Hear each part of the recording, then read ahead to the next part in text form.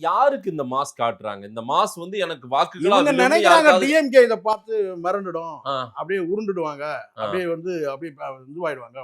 அதெல்லாம் இவங்க எம்ஜிஆரே பார்த்தவங்க தானே சார். இதெல்லாம் ஒன்றும் இதெல்லாம் சலசலப்பு, இதெல்லாம் வந்து அவங்க கடந்து போயிடுவாங்க. அப்படியே ஒரு டிஎம்கே பண்ண நீ நேரம் பண்ணிடணும்னு கேட்டால் ஒரு தொகுதியில இருந்தாலும் கேட்டால் வந்து கணக்கில் வந்திருக்கணும். 100 பேர் சேர்ந்தாங்கன்னு ஒரே ஒரு பொண்ணு வந்தது, திமுக குடும்பத்துல இருந்து வைஷ்ணவின்னு ஒரு பொண்ணு வந்தது, அதையும் துரத்தி விட்டீங்க. இல்லங்க. உண்மைதானே இது? அவங்க எதுவும் நிர்வாகியாலாம் சார் கிடையாது. நிர்வாகியா இருக்கிறாங்க, ஒரு மெம்பரா இருக்கிறாங்க. நீங்க என்ன செய்யணும்? அரவணைச்சுக்கணும்ல சார். என்ன பெருசா கேட்டுச்சு அந்த பொண்ணு? கட்சியோட பொதுச் செயலாளர்கிட்ட பேச முடியலன்றாங்க. சரி ரைட் ஓகே, அது கூட இருக்கட்டும்.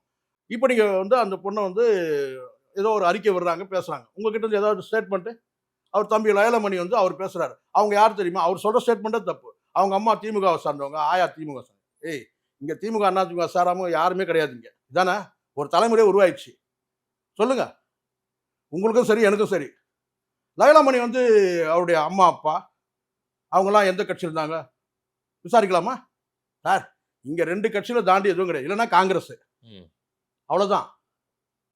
சோ ஒரு கட்டமைப்பு, ஒரு ஸ்ட்ரக்சர் எதுவுமே இல்லாமல் அது பாட்டுக்கு ஒரு பயணமா போயிட்டு இருக்கு. அப்படிதான் போயிட்டு இருக்கு. ஒரு செட்டப் இல்ல, சரியான நபர்கள் இல்ல, வழிகாட்டுதல் இல்ல, ஆ. மாவட்டம் ஒருங்கிணைக்கிறது இல்ல, ம். முக்கிய தலைவர்கள் யாருன்னு அடையாளம் தெரியல.